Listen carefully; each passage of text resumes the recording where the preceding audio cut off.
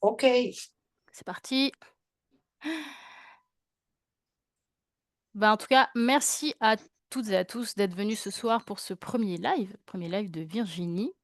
Virginie alias KL Coaching, que j'ai rencontrée finalement il y a un peu moins d'un an. Et grâce à Alain, hein, d'ailleurs, hein. Ouais, c'est vrai, parce que j'avais accouché et je me sentais pas au top.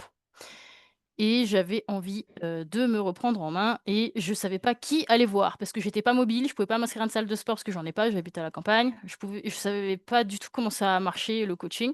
J'ai fait plein de petites annonces sur internet et Alain a trouvé, mon annonce et l'a communiquée à Virginie.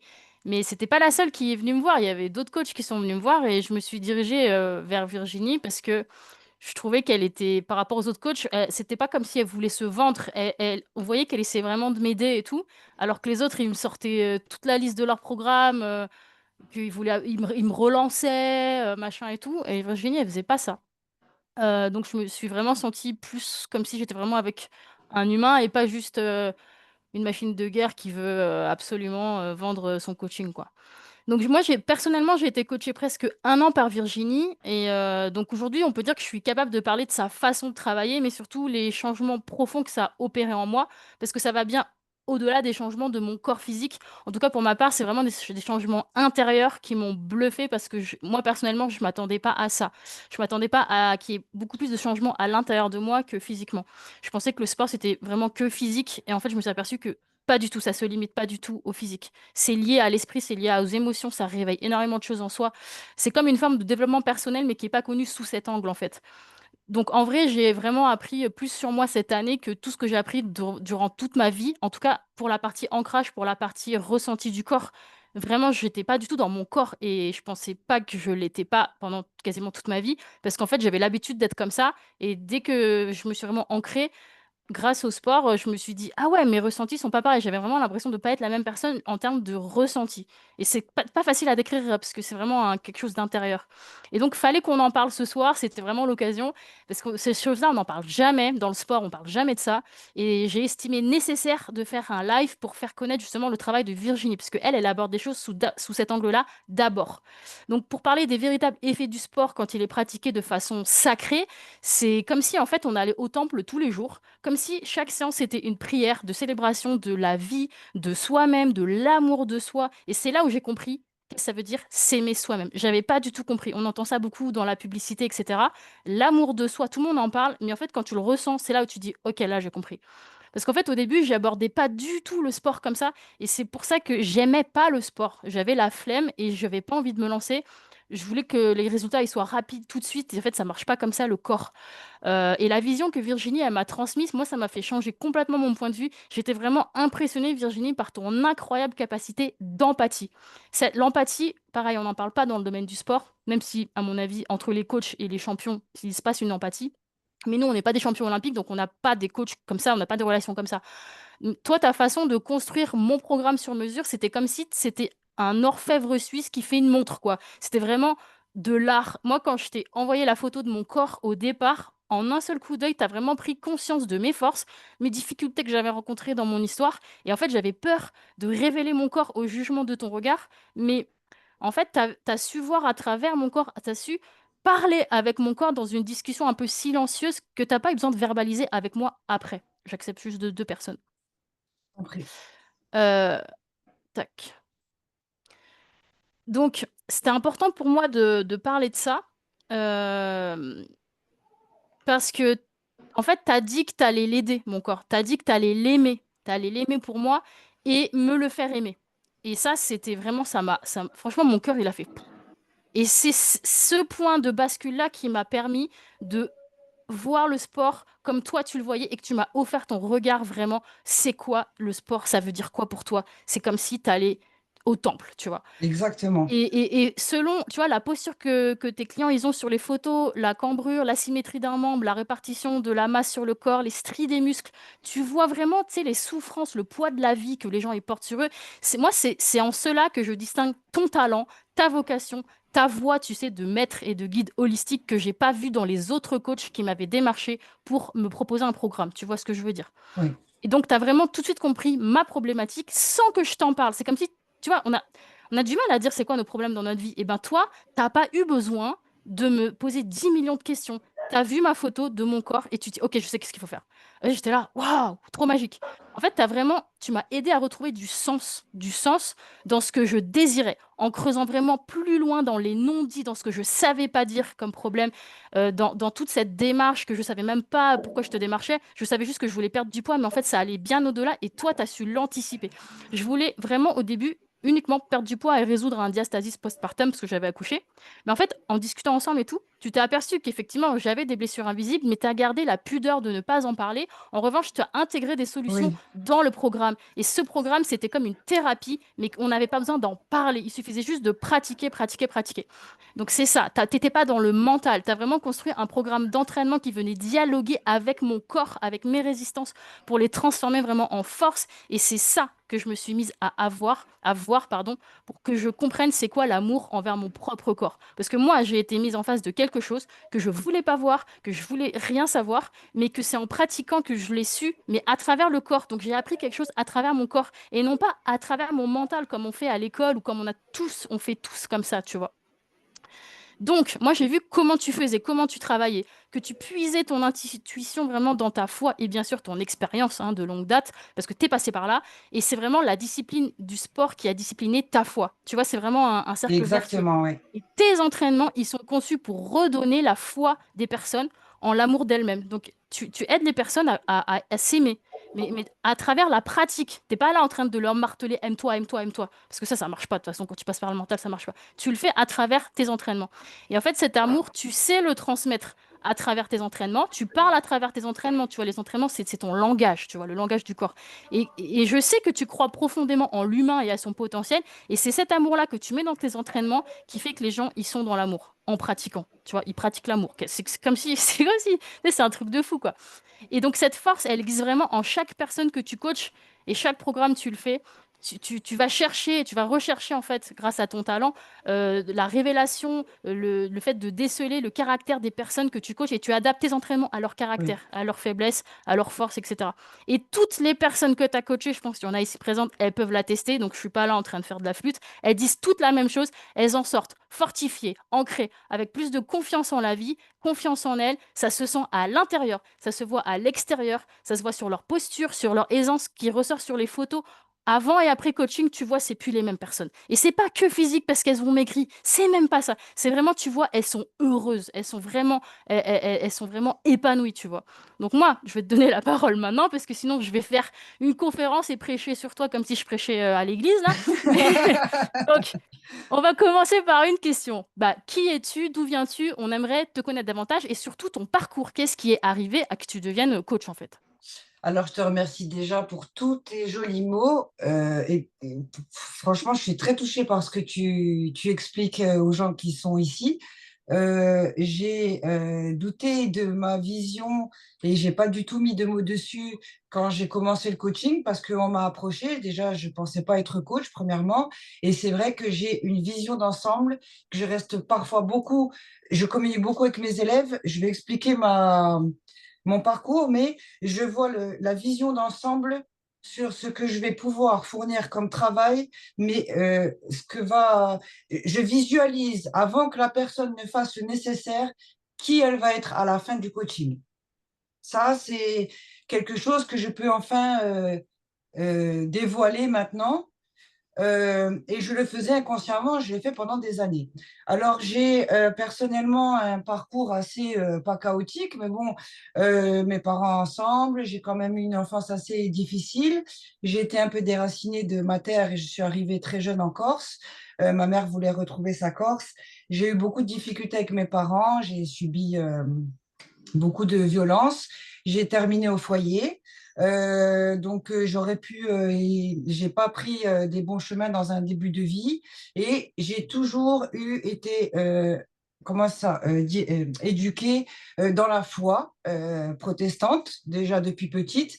Donc, je gardais ça, mais bon, bref. Et j'ai toujours eu le sentiment d'avoir une connexion avec Dieu, mais ce n'est pas le sujet de ce soir, mais ça a son importance. Ensuite, j'ai eu et j'ai rencontré le papa de mes enfants jeunes.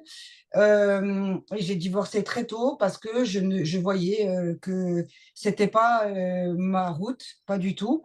Et pourtant, j'ai beaucoup culpabilisé de le quitter parce qu'on était une famille, mais c'était ça où c'est moi qui m'éliminais parce que je voulais absolument rester dans un rail où les choses elles étaient saines, où je me sentais dans le blanc, pas dans le noir. Bref, suite à ça, je me suis accrochée. J'avais quand même un capital assez fragile psychologiquement, avec beaucoup de carences psychologiques, puisque le rapport au père, etc. Et puis, j'ai subi un incendie. Excusez-moi, c'est... Oui, je suis en live, mon cœur. J'ai subi... je suis en live, mon cœur. J'ai subi... excusez-moi, hein. Pas de J'ai souci. subi, juste après Noël, un incendie à la maison à cause d'une bougie. J'avais allumé une cigarette et j'avais allumé une bougie qu'on n'allume pas, qui reste en décoration normalement. Et j'ai posé ma bougie sur mon lit chinois. La bougie s'est consumée. Je me suis endormie et à 4 heures du matin, j'ai ouvert les yeux et j'ai vraiment été réveillée parce que les pompiers ont dit à mes parents que je suis miraculée. Je ne te réveille pas quand il reste ça de fumée au ras du sol, enfin d'air, je dirais, parce que tout le reste était noir. Le temps s'est comme arrêté à ce moment-là. Je vous la fais très courte parce que ça a été, déjà, je prendrais bien trop de temps. Ça a été super traumatique. Et en fait, mon lit avait créé un foyer. Et ça se consumait, ça se consumait. J'étais dans une pièce fermée. Je n'ai pas pris la situation au sérieux. C'est comme si ma vie s'arrêtait. Le temps s'est arrêté. Il n'y avait aucune flamme. Et je me suis levée et j'ai cru voir que mon lit commençait à brûler, à fumer. J'ai lancé un peu d'eau, j'ai ouvert la fenêtre et là, ça a fait appel d'air et tout est parti de là. Enfin, niveau flamme. Donc, mon appartement a pris feu, mais je n'ai pas du tout eu le déclic de me dire, mais pars en courant, Vivi, qu'est-ce que tu fais? J'ai tenu absolument à éteindre le feu. Donc, si vous voulez, quand le matelas a pris feu, tout le plastique du lit est retombé et du coup, j'ai été quand même assez brûlée sur les avant-bras, sur les tibias, sur les dessous de pied. Et ça a été le choc, le coup de pied au cul de ma vie, parce que là, comme j'avais un capital assez fragile, c'était soit je partais et on ne me retrouvait plus psychologiquement, parce que j'en ai encore des séquelles aujourd'hui, mais c'est ma force. Et je remercie la vie d'être passée par là, parce que où est-ce que j'en serais si je n'avais pas traversé ça? Et du coup, j'ai décidé de me mettre à la salle de sport grâce à deux copines. J'y allais, je disais, ah, je ne vais pas y aller, j'ai les mains bandées. Pendant 5 mois, j'ai eu les mains bandées. Et j'allais au sport tous les jours. Et je mangeais, là, je fais 71 kilos, j'en faisais 54 à l'époque. Je fais 1,78 m. Et du coup, j'ai adoré le sport parce que ça me vidait la tête surtout, en fait. Et puis, un jour, on m'a proposé d'aller dans une salle de sport chez un copain qui avait acheté une salle de sport et qui faisait du bodybuilding. Et j'ai commencé à m'entraîner avec les garçons. Et du coup, j'ai commencé à mettre en place une alimentation, etc. Et puis jusqu'au jour où on m'a suggéré de faire des compétitions dans le bodybuilding. Donc, franchement, je ne connaissais pas cet univers. Jamais j'aurais pensé rentrer dans un univers pareil. Mais si vous voulez, ça m'a tellement sorti de ce dark, de ces mauvaises pensées, d'aller tous les jours. En fait, comme tu disais tout à l'heure, moi, même aujourd'hui, des années après, quand je vais le matin à la salle de sport, je vais au temple en fait. Et je vais à l'église réellement, mais c'est mon temple. C'est le moment où je vais kiffer, c'est le moment où je vais me dépasser, c'est le moment de la journée où je suis le plus heureuse. Parce que parfois je suis fatiguée, j'ai pas envie d'y aller, mais je construis mon mental, je déclenche de bonnes hormones, je peux partager avec des gens et surtout, je suis bien dans ma silhouette.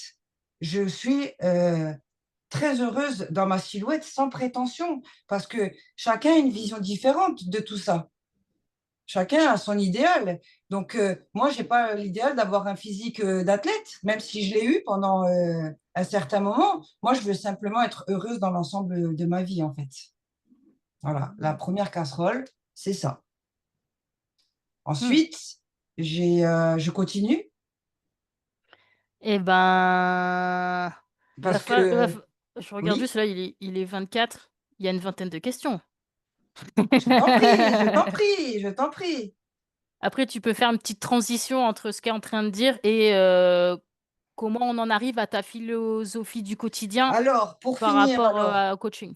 alors, par rapport au coaching, donc j'ai fait des compétitions, je me suis régalée, c'était d'une exigence sans nom, j'ose même pas m'imaginer les garçons qui sont dans ce genre de compète, parce que nous, on doit avoir des formes, on doit avoir un critère que les juges te demandent, tu dois être comme les juges te demandent.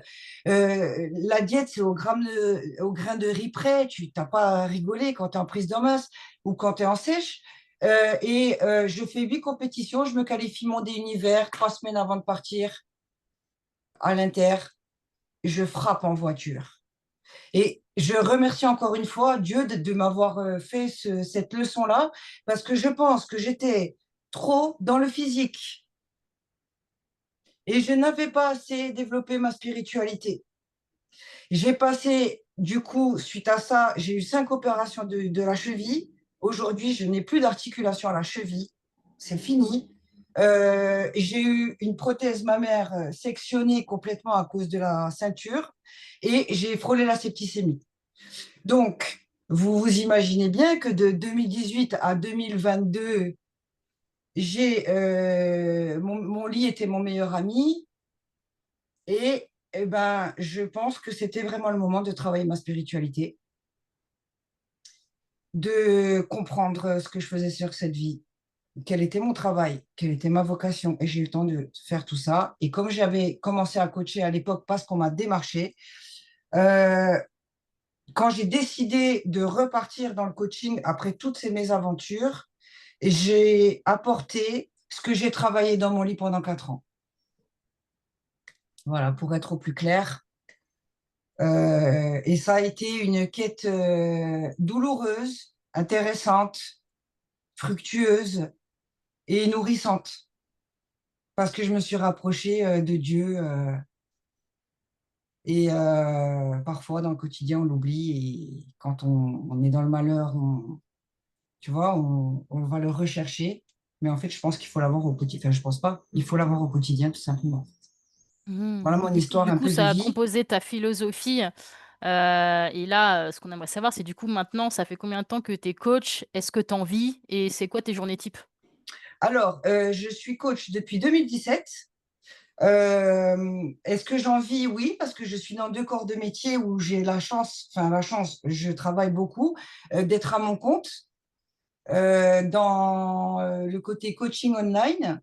Donc, j'accompagne suivant les objectifs des hommes, des femmes, dans l'alimentation ou dans leurs objectifs physiques par rapport à ce qu'ils veulent faire.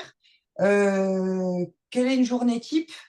En ce moment, par exemple, j'ai eu des chocs psychologiques. Donc, je suis quelqu'un qui doit vraiment faire attention à ne pas déborder émotionnellement. Maintenant, je me suis beaucoup apaisée, j'étais beaucoup sur les nerfs et c'est ce qui a pu me faire défaut dans ma vie. Mais j'ai compris l'équilibre que je devais avoir. C'est-à-dire que ma philosophie de vie, c'est m'entraîner, manger correctement pour remercier mon corps et pour qu'il soit solide et pour qu'il soit en forme, me coucher aux horaires où je suis au bout du rouleau et pas insister à rester réveillée, à me forcer à pomper l'op, non, non, non, le soir. Et mon équilibre, je le trouve quand je me lève à 4 heures du matin ou à 5 heures du matin et que c'est vraiment une phase où je plane, je suis le plus productif possible et c'est là que je travaille pour mes élèves. Ensuite, je suis en ligne toute la journée. Je fais des ongles aussi, donc, et je réponds au téléphone à mes élèves par rapport à leurs demandes. Je prends de leurs nouvelles. Je peux venir à eux même si, enfin, je m'adapte à chacun des profils. Et en même temps, je fais les ongles. et je m'occupe de mes enfants et j'ai ma vie quotidienne comme vous toutes ici. Mmh. Bah, dis donc 4 heures du matin, putain, c'est le milieu de la nuit, quoi. Toi, c'est le début de ta journée, quoi. Ah ouais, ouais, et puis franchement, je suis à fond, hein. Je fais ma maison avant de partir, je fais mes prières, je fais mes plans alimentaires, je fais le check-up de mes élèves, voilà. Et du coup, par rapport à ta façon de travailler avec tes clients, tes élèves, c'est quoi les différents formats de coaching que tu proposes, par rapport à l'alimentation, le training, le suivi et tout ça? Alors, les personnes peuvent me demander de l'aide, mais ils ne savent pas. Donc, c'est pour ça que je prends vraiment à chaque fois un moment pour un bon moment pour voir le profil de la personne que j'ai en face de moi et m'adapter, premièrement, parce que parfois ils sont dans le doute, parfois ils savent ce qu'ils veulent. Je peux proposer des plans alimentaires adaptés et personnalisés avec ou sans suivi, des plans d'entraînement avec ou sans suivi. Et le suivi consiste vraiment à avoir un lien avec moi du lundi au vendredi de 9h à 19h. Les élèves ont une pastille rouge. Et en fait, dès que je vois que je reçois un message, j'essaie de répondre au plus rapide pour pas que la personne se sente découragée. Et justement, cette facilité-là d'avoir une réponse peut permettre aux gens de ne pas abandonner, quoi. Mmh. Parce que parfois, quand on a un coach en ligne, il peut vous répondre sous mail de 24 à 48 heures. Et entre-temps, il s'en est passé des choses et on a abandonné, et on a craqué, et puis on lâche l'affaire, quoi. Et en fait, c'est ça le point essentiel, je pense, d'un coaching et d'un accompagnement. Je tiens sincèrement à ce que mes élèves ne se sentent pas seuls dans leur démarche. Moi, ça vibre en moi, c'est une résonance en moi qui a toujours été là et je ne pense pas avoir un retour de client sans prétention qui m'ait dit ouais, Vivi, franchement, j'ai jamais eu de retour de la sorte. J'ai toujours fait en sorte, de toute façon, je coche des cases tous les jours dans ma tête. Si les cases ne sont pas cochées, je me couche mal, je dors mal. J'ai besoin de remplir ces cases tous les jours. Je note ce que j'ai à faire, je check comment on dit, ma to-do list, je vais me coucher, tout le monde est OK et mon cœur est OK et je peux être apaisée. C'est D'accord, ma donc passion. tu es très organisée, tu mets un point d'honneur à répondre au tac aux personnes qui te posent des questions. Donc tu es présente, voilà. De quelle heure à quelle heure tu réponds? De 8h à 19h, du lundi au Ah, 8 heures à vendredi. 19 heures, donc c'est une grande plage horaire, la personne, elle sait qu'elle va être, immédiatement, en interaction avec toi, même pendant son training, après, avant, Oui, elle peut te parler à tout moment de la journée, donc ça, c'est top. OK. Et mais comment du coup tu fais pour construire un plan personnalisé? Parce que, chaque personne est unique et comment tu fais pour savoir: «Ah pile poil, cette personne, il lui faut exactement ça»? alors déjà, il faut calculer, enfin, il faut savoir les objectifs. Si la personne, elle veut faire une recomposition corporelle, si elle veut être en prise de masse, faire une prise de masse, faire une perte de poids ou faire un rééquilibrage alimentaire. Ensuite, on calcule le taux métabolique de base de la personne et c'est propre à chacun. Et on calcule le taux de protéines, de glucides et de lipides. Ensuite, si elle est en déficit, il faut la mettre en déficit. Si elle est en surplus calorique, la mettre en surplus calorique. Ensuite, je m'adapte au style de vie de la personne. Parce que il y a des légendes qui racontent qu'il faut absolument manger le matin, euh, et puis d'autres non. Donc, moi, je vais vraiment m'adapter, prendre le rail d'une journée type de la personne en améliorant la qualité de ses aliments et je lui demande dans le questionnaire, pour pas trop la frustrer, quel aliment je peux pas t'enlever dans ta diète, même si c'est quelque chose de pas très bon. Mais j'essaye et de la sortir de sa zone et de la laisser un peu et que au fur et à mesure du suivi, on améliore cette qualité et c'est à ça que sert le suivi justement, à améliorer sa qualité corporelle, sa qualité visuelle, la peau, la qualité de son psychologique aussi, et de la pousser vers le haut au maximum. Mmh. Et c'est quoi le profil des personnes que tu accompagnes le plus souvent? Est-ce que tu as souvent des demandes assez récurrentes et pourquoi? Oui. Ouais. Alors, je pense que mon âge doit y faire, j'ai 42 ans. J'ai une clientèle qui a quand même entre Je pense que la quarantaine, 35-50 ans, c'est vraiment ma brochette de guerrière que j'ai. J'ai cette facilité de travailler beaucoup avec les femmes parce que ça résonne. Je m'occupe d'hommes aussi, hein, parfois. Ils sont un peu moins nombreux, mais on est quand même une team de guerrières qui est, Mmh. voilà, 35 et 50 ans, enfin, on va dire la quarantaine. D'accord, donc le point, qui se répète souvent, c'est l'âge et sinon par contre les profils, les classes sociales, c'est hyper varié? Ah oui, oui, oui, j'ai tout type de profil, hein, serveur, ingénieur, médium. J'ai vraiment tous les univers et c'est super enrichissant pour moi parce que moi aussi j'en apprends d'ailleurs. À Mmh. travers eux, j'apprends à évoluer aussi. Et il y a des profils qui sont plus sensibles que d'autres? Par exemple, le fait d'être médium, est-ce que tu vois une différence par rapport au coaching? Le fait, par exemple, des personnes hypersensibles, ou qui fatiguent assez vite selon le flux, du Oui, calendrier? oui, je pense que je dois aussi, moi, avoir un flux qui percute, qui réceptionne ce genre d'informations inconscientes, même si on ne veut pas me le dire. Je capte. Parfois, on veut m'apprendre des choses, je capte tout, je dis rien.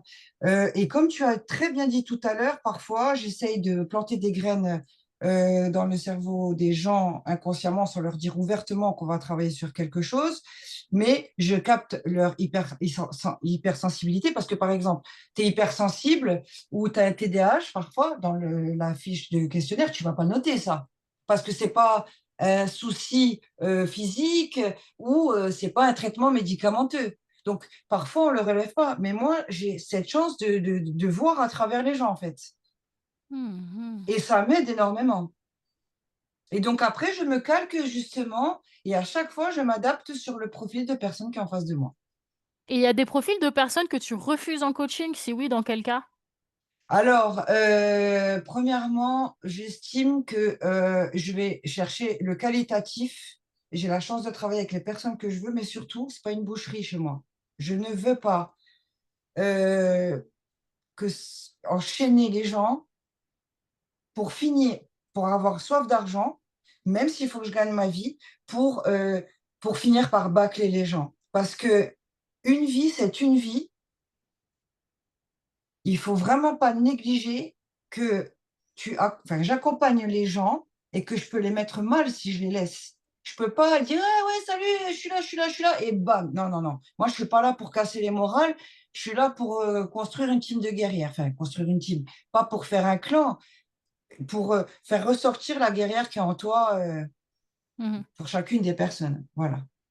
Donc ça veut dire que si tu refuses des personnes, c'est pas parce qu'ils ont un profil qui correspond pas à ce que tu pourrais coacher, mais c'est plus parce que tu as pas le temps ou tu as trop de clients, c'est ça que tu veux dire?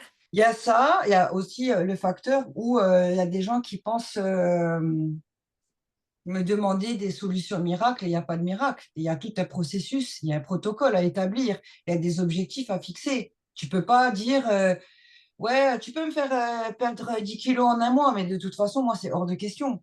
Si Mmh. la personne, elle me dit j'ai 6 mois pour perdre 10 kilos et qu'elle est en surpoids, ça peut être logique. Si la personne, elle veut perdre 10 kilos alors qu'elle en a 5 à perdre, il est hors de question que sa silhouette ne soit pas harmonieuse. C'est pas du tout en phase avec mon éthique qu'elle aille voir quelqu'un d'autre. Mmh. Je ne peux pas travailler à contre-courant comme ça. Tout ça pour avoir un billet dans ma poche. Je n'ai pas cette D'accord. philosophie, en tout cas. Donc c'est par rapport à ton éthique, par rapport à l au réalisme de la demande et si tu as des demandes de personnes qui font bah, qui souhaitent des résultats qui peuvent être dangereux pour leur santé ou que tu penses Oui. que c'est pas réaliste, tu préfères refuser? Ah non, non, non, non. Si je sens de toute façon dans mon cœur que c'est dangereux, je préfère décliner avec politesse.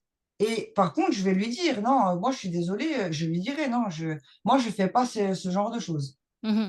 Ça va step by step parce que le but, c'est par exemple pour une perte de poids, de perdre progressivement. C'est pas de se mettre au cagibi, au placard, de perdre 10 kilos et après d'être affamé, de couper les glucides parce que tout le monde peut perdre du poids en coupant les glucides et dans 5 minutes, tu perds tes cheveux, tu es à bout de nerfs et puis tu te casses quelque chose parce que tu fais n'importe quoi. Non, Mmh. il faut vraiment garder un équilibre. D'accord, et par rapport aux personnes justement qui ont, une psyché un peu, fragile dans le sens où, ils viennent, ils prennent des renseignements, on voit qu'ils ont envie, de se prendre en main, mais ils arrivent pas à passer le cap, ils arrivent pas à se lancer. On voit qu'ils viennent se renseigner, mais à la fin ils arrivent pas à dire: «Oh go, go, on y va». Ça peut être le même phénomène aussi, tu sais, dans les salles de sport où, tu as 60 du chiffre d'affaires de la salle de sport qui est fait par des abonnements fantômes parce que les gens ils arrivent pas, en fait, à garder cette discipline, tu vois? Cette régularité, et il y a un phénomène d'abandon. Comment tu peux expliquer ça? Alors, premièrement, sans vouloir être méchante, je pense que les patrons de salles de sport, de grandes chaînes où il y a des passionnés. Je parle plutôt des entrepreneurs ou des directeurs qui veulent que la salle tourne. Eux, ce qu'ils veulent, c'est que les gens s'inscrivent et n'y aillent pas. Comme ça, ils n'abîment rien, il n'y a pas de révision à faire, ils sont prélevés tous les mois, et eux, c'est ce qu'ils veulent, c'est les abonnements fantômes. Et en fait, comment vous dire, moi je trouve que quand on est plein de bonne volonté et qu'on doit s'y mettre, c'est comme dans plein de choses dans la vie, hein. Pour les études, dès que tu dois franchir le cap, tu as la trouée au ventre, tu peux rebrousser chemin et partir parce qu'en fin de compte, tu es face à toi-même. Et c'est une quête qu'il faut que tu fasses palier par palier en y allant petit à petit. Il y a beaucoup de gens qui s'inscrivent à la salle et qui me disent à moi, non mais Vivi, j'ai un abonnement à la salle, mais j'y vais jamais parce que j'ai peur de mal faire, parce que j'ai peur du regard des autres, parce que j'ai la flemme en fait. Tu vois, je me suis défiée, mais j'en suis pas capable. Tout dépend de la personne. Mais oui, il y a vraiment 60%, c'est vraiment pas une légende de personnes qui vont s'inscrire pour rien, qui vont payer pour rien. Alors qu'avec un coaching en ligne, il vaut mieux, par exemple, prendre un plan alimentaire, discuter, être en communication tout le temps avec ton coach, te sentir soutenu sans même aller à la salle et faire du sport. Parce que tu peux très bien commencer un coaching en ligne sans faire de sport et perdre du poids. Et c'est ce que je dis à mes futurs élèves. Je leur dis, écoute, déjà, ne t'en mets pas jusque-là parce que tu vas t'étouffer. Commence par où ton cœur te dit de commencer. Et ensuite, on franchira les étapes, step by step. Et après, quand j'arrive, moi, avec mon travail, avec mon approche, à les faire aimer ce qu'ils font, à leur faire comprendre ce qu'ils font, pourquoi ils font ça, et qu'ils savent et qu'ils connaissent la structure de leurs entraînements ou pourquoi ils doivent manger comme ça, eh bien, t'en deviens curieux et puis tu vois des résultats et puis c'est gratifiant et puis tu te lèves le matin, tu es un peu plus heureux et puis tu sais que ton coach est là et tu vois, ça fait boule de neige en fait. Et c'est un cheminement qui ne met pas 2 jours.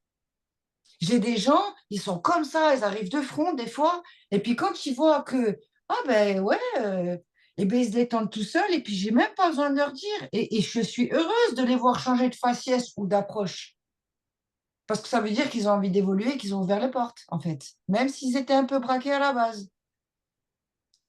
Tu Mmh. vois, chaque profil est propre, enfin, à chacun, quoi, hein.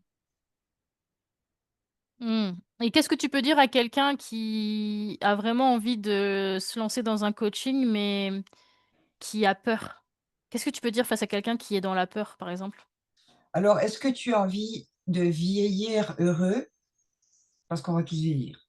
Est-ce que tu as envie de vieillir dans de bonnes conditions, en santé et surtout dans l'enveloppe dans laquelle tu vas être heureux? Moi, je veux vraiment que les gens soient heureux. Je pense que ma mission de vie, parce que le coaching, c'est un tout, mais le seul mot qui me résonne, c'est que les gens soient heureux. Que quand ils se regardent et quand ils sortent dehors ou quand ils vivent, ils soient libérés et qu'ils savent pourquoi ils vivent sur cette terre, pourquoi ils sont arrivés là, quoi. Mmh.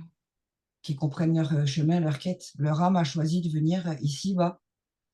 Et c'est pas pour rien. Le bonheur, nécessite quand même une discipline mentale. C'est un travail de tous les jours. On dit souvent que le sport construit le mental. Il impacte positivement, le la psyché. Mais bah, on en parle aussi avec tout ce qui est régulation du stress, hein. Les avantages du sport permettent de réguler le stress, les hormones, etc. Donc, quel résultat tu as obtenu en matière de changement psychique en relation avec tes élèves Incroyable. Ouais. Déjà pour moi, j'étais quelqu'un qui était très angoissé. Comme je vous l'ai dit, j'avais un capital quand même, pas limite hystérique, mais bon, j'ai tapé des crises quand même, pas mal. Et le fait de m'être discipliné, d'avoir trouvé un objectif et d'être épanoui m'a beaucoup apaisé mentalement en fait. Et du coup, euh, je me vois un peu dans chacun d'entre eux quand ils arrivent tout stressés ou quand ils montent un peu trop souvent sur la balance ou quand ils sont parano de ce qu'ils ont mangé en trop. Euh, le tout, c'est de trouver un équilibre psychologique et d'être apaisé. Hmm. Il y a vraiment des personnes qui ont cette anxiété de la performance ou de l'injonction au bien-être. Comment tu fais pour les aider à remédier à ça? Alors, beaucoup de discussions, beaucoup de communication. Parfois, je peux envoyer aussi des fréquences. Euh, je peux envoyer des vidéos YouTube que je trouve intéressantes, ou des livres, des podcasts. Quand déjà, moi, je fais mon travail, j'essaie de les accompagner au mieux, mais il faut toujours aller voir aussi et se nourrir d'autres choses. Donc, j'essaie de cerner la personne que j'ai, si elle est réceptive ou pas. Il y a des, il y a- Je pense à une élève qui comprenait pas qu'il fallait vraiment avoir un équilibre entre le physique et l'esprit, qui était complètement fermée. Après 1 an de coaching, elle a enfin compris pourquoi elle avait des TCA. Elle a enfin compris le traumatisme et elle a été voir un kinésiologue en parallèle, alors elle en était même agressive. Donc, tu vois, quand je parle de petites graines qui font leur bout de chemin, j'arrive à ça, c'est super gratifiant en fait. Pour moi, pour elle d'abord. Mais et je me dis, bon, Vivi, tu as réussi. Et puis après, j'essaie de garder contact quand même, ou de partager toujours des repas, des cafés avec mes élèves qui sont là, ou des appels pour des gens qui sont en visio, que je sois en coaching ou pas avec eux, pour faire soit un petit check-up, soit un petit moment, mais pour les ouvrir à l'esprit aussi, et à la fois à leur foi. Hmm. Et ça doit te coûter quand même pas mal d'énergie de faire tout ça. Surtout, ça peut être frustrant de voir des choses chez des personnes, mais que tu peux pas leur dire de manière frontale. Comment tu gères cette énergie? Comment tu la distribues? Qu'elle soit frustrante ou qu'elle soit heureuse? Comment tu gères l'énergie que tu vas partager avec chacun? Et surtout en termes d'épuisement. Oh oui, j'ai été beaucoup épuisée, j'ai été beaucoup au bout du rouleau. Comme j'ai commencé en 2017 et que j'ai eu mon 2016, non, enfin les compétitions plutôt en 2017, j'ai commencé en 2015. Bref, j'ai commencé en 2017 le coaching et j'ai subi cet accident. On m'a toujours plus ou moins demandé des coachings, mais j'étais exténuée, j'étais à bout de nerfs et je ne savais pas canaliser tout ça. C'est pour ça que je répondais le week-end, je répondais le soir, je me laissais envahir partout. Il a fallu que moi, je sois forte pour être forte pour les autres. C'est pour ça que ça a été super bénéfique de rester dans mon lit, même si j'ai traversé, mais le noir, en fait, le noir total. Les gens, quand ils me voient, même aujourd'hui avec un handicap, ils ne voient même pas que j'ai un handicap, en fait. Même moi, je sais pas que tu as un handicap, là, je l'apprends. C'est vrai? Bah, Ah ben, ça se tu voit pas en vois, tout cas. en fait, les gens, j'ai appris à m'économiser, travailler depuis mon domicile pour éviter de marcher trop. Parce que si je marche trop, je finis par boiter Ah, par rapport à la cheville. par rapport à la cheville. Ah, d'accord, ok. Par rapport à mon psychologique, j'ai appris à fermer la porte quand il était 19 heures. Parce que je ne peux pas me permettre, parce que je l'ai été plus d'une fois, énervé le soir, en pleurs, mais des crises de larmes, j'ai subi dans ma vie, vous imaginez même pas. Pour mon quotidien, et parce que pour moi, il fallait absolument que je sois là pour les autres. Non, tu peux pas être au top avec les autres si tu t'épuises. Donc, j'ai appris à me reposer, j'ai appris à me coucher plus tôt, et j'ai appris à me réveiller plus tôt. Et en fait, c'est devenu comme une espèce de cycle qui me convenait très bien, en fait. Et donc, c'est pour ça que euh, les crises, franchement, quand je suis énervée, maintenant, j'arrive à contrôler, à redescendre immédiatement parce que j'ai des petits rapports, des petites leçons que j'ai apprises toute seule pour dissocier les choses et me dire, bon, Virginie, est-ce que dans une semaine, tu seras encore énervée sur ce sujet-là? Est-ce que ça en vaut la peine? J'essaye de me faire quelques questions, de redescendre. Et sinon, je suis fatiguée, je me repose. Je coupe 1 heure, je me repose. Mais surtout, le téléphone le soir, c'est terminé, moi. Mmh. Moi, les gars, vous m'appelez à 19h, 19h05, c'est même pas que je veux pas répondre, c'est que je respecte mon travail et la qualité du coaching pour eux, pour les gens aussi. Tu vois? Mmh Faut mh. rester encore une fois dans l'équilibre. Mmh. Donc la relation humaine que tu as avec les personnes que tu coaches, c'est, une relation d'équilibre, si tu pouvais résumer ça comme ça. C'est que tu Oui, transmets aussi cette connaissance que tu as acquise, pour équilibrer ton énergie et donc c'est comme ça que tu le transmets aussi, à travers mais tes trainings et oui, le rythme aussi que tu respectes, tu vas respecter le rythme des autres. mais je suis hypersensible, donc je réceptionne tout ce que Mmh. je veux pas réceptionner aussi. Donc oui, complètement oui. Mmh.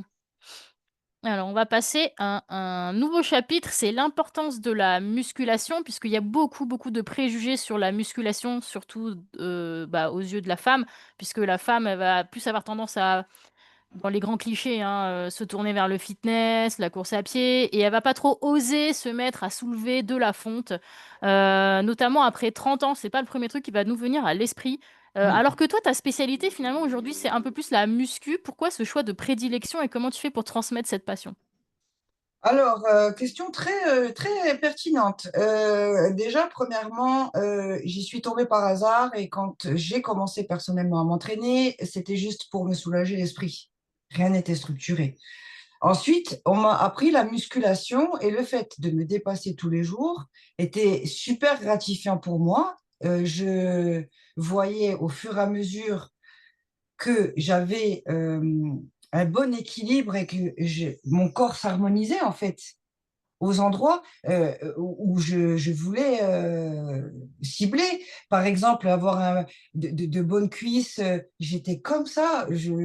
Ah parce que toi, ton ta problématique, c'était parce que tu voulais prendre de la masse, c'est Ah ça? ben alors déjà c'est compliqué enfin, les gens pensent que c'est plutôt compliqué de perdre du poids, mais je vous mets au défi de faire une prise de masse.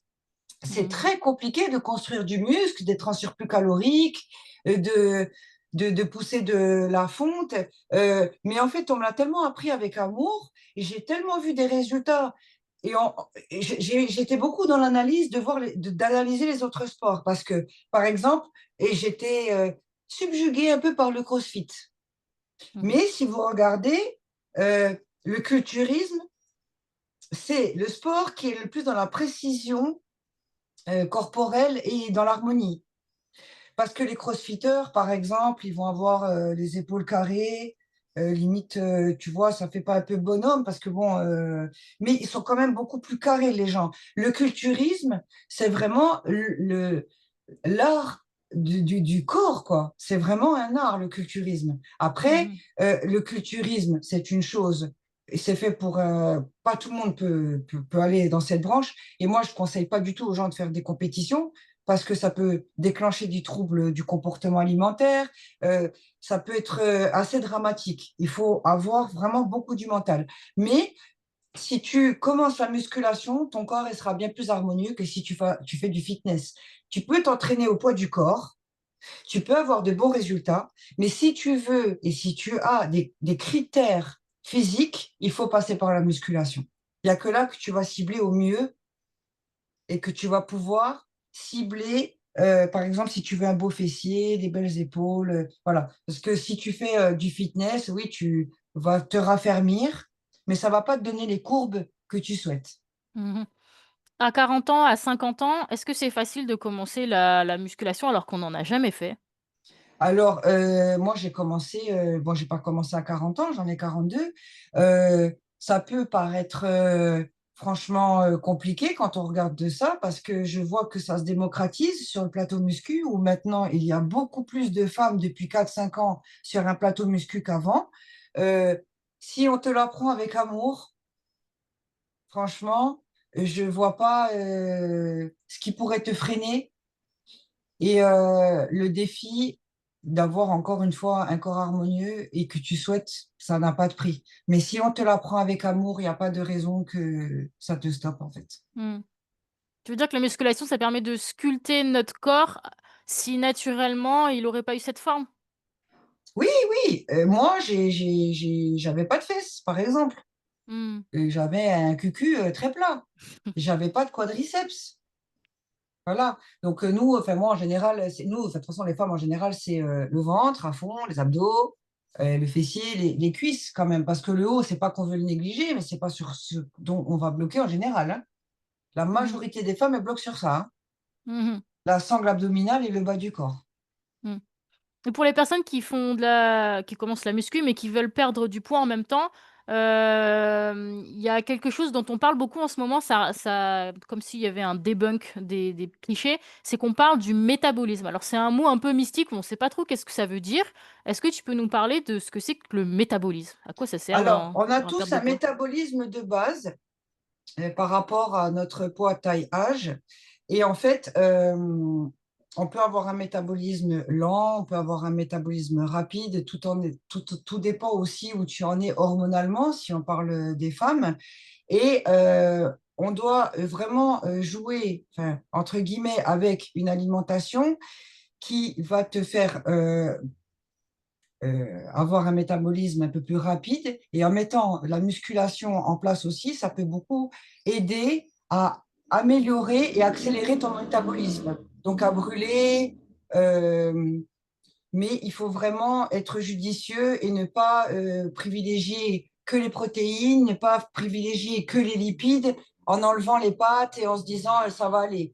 Parce qu'il ne faut pas négliger le fait qu'on a tous un métabolisme, on a tous des besoins différents.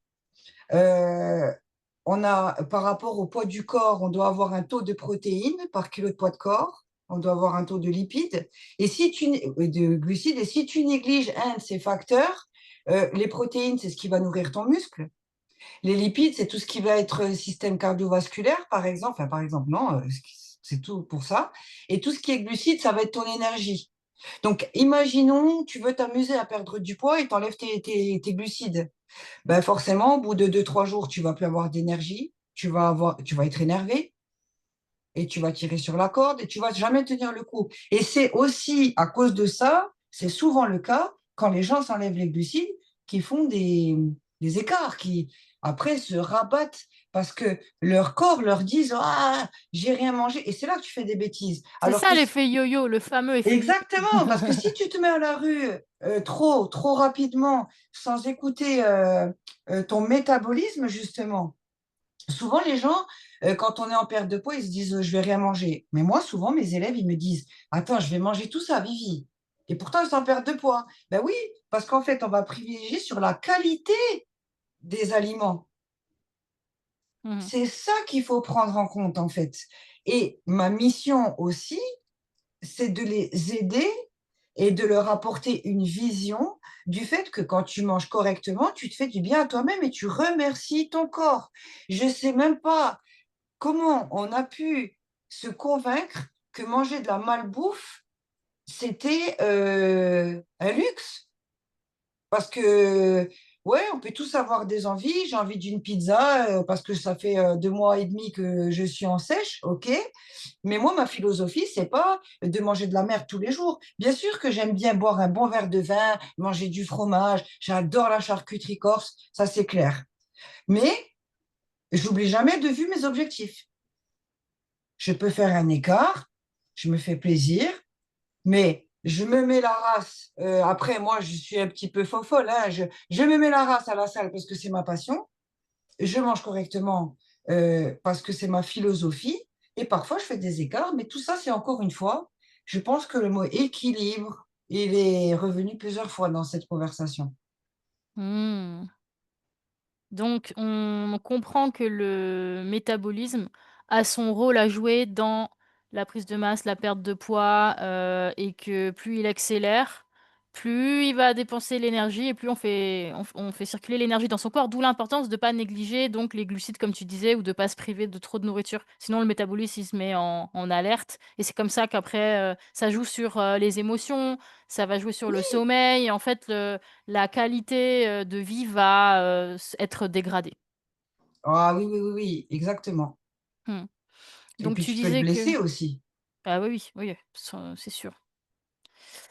Alors, y a-t-il des idées reçues sur ce qu'est une bonne alimentation? Par exemple, pour une femme de 40 ans qui souhaite sculpter son corps, qu'est-ce qu'une bonne alimentation? Qu'est-ce qu'une mauvaise alimentation? Ou les clichés qu'on peut avoir, par rapport à bon ou mauvais dans l'alimentation exactement? Qu'est-ce qui est une bonne alimentation? Pour moi, c'est des aliments non transformés. Mmh mh.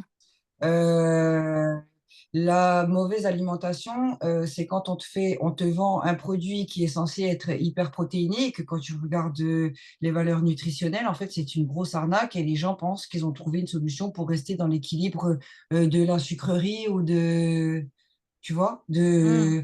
«Ah mais ça va, c'est propre». Non, la base, c'est de rester sur des aliments non transformés chez des bons agriculteurs, une bonne boucherie, tu vois? Avoir, des élevages bio, ça c'est, une bonne alimentation. Ensuite, on peut trouver, des aliments transformés, mais qui ne sont pas trop caloriques, qui ne sont pas non plus trop bourrés de choses, néfastes, mais il faut faire attention aux publicités aussi.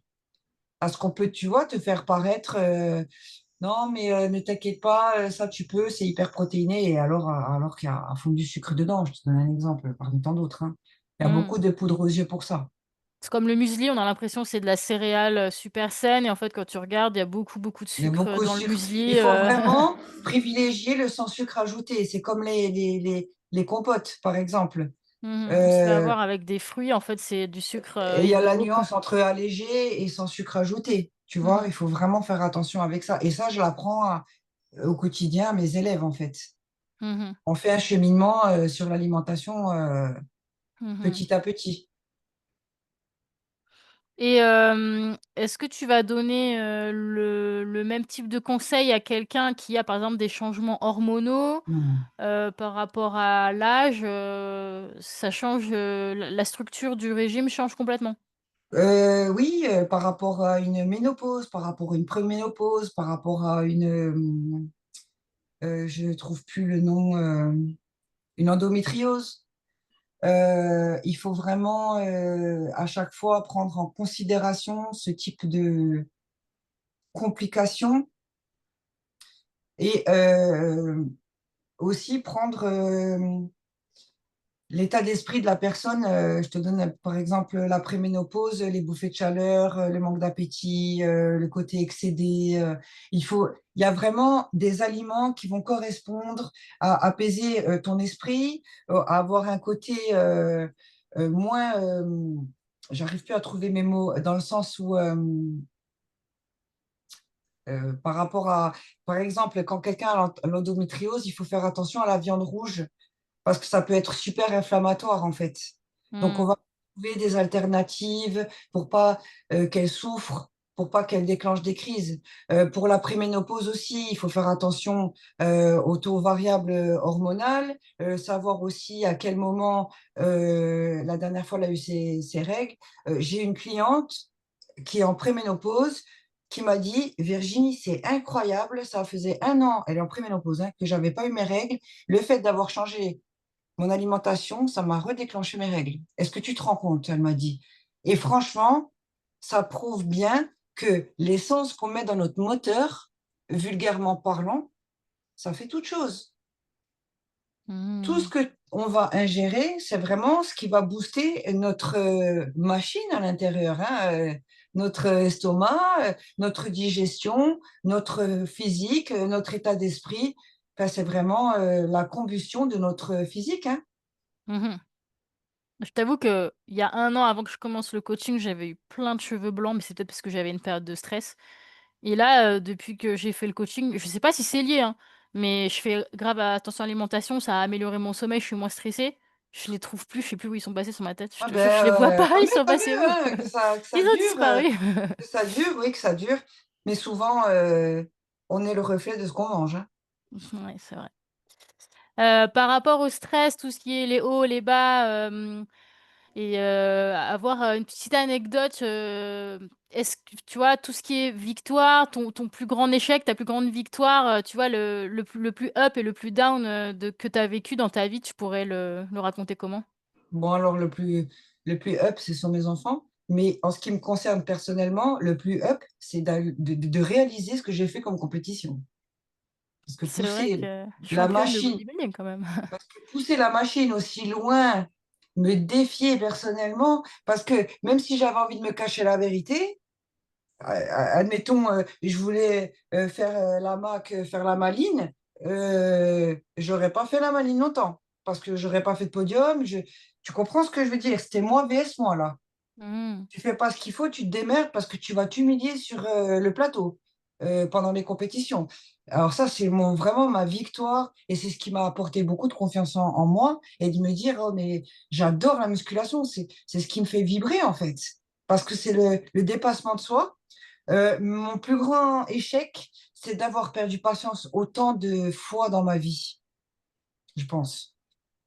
Ça m'embête.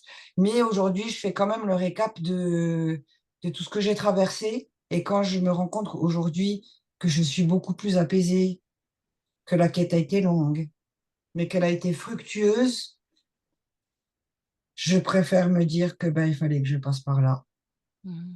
et je demande pardon à mes enfants d'avoir autant crié parfois Mmh, parce c'est que marrant j'étais parce que tu as eu des accidents de ouf et on pourrait s'attendre à ce que tu dises: «Bah, mon plus grand échec, ce serait, tu vois, ma cheville ou quoi». Non, c'est même pas ça. Ça ah t'a non, fait j'y pense même avancer, pas, quoi. Ouais et tu j'y vas pense même parler pas. plutôt tu vas nous rappeler qu'au final, les regrets que tu as, c'est avoir perdu patience. Donc c'est-à-dire, c'est les moments où tu t'es laissé dépasser Oui, par ta colère, par exemple, tu vois? exactement, exact, par mes émotions.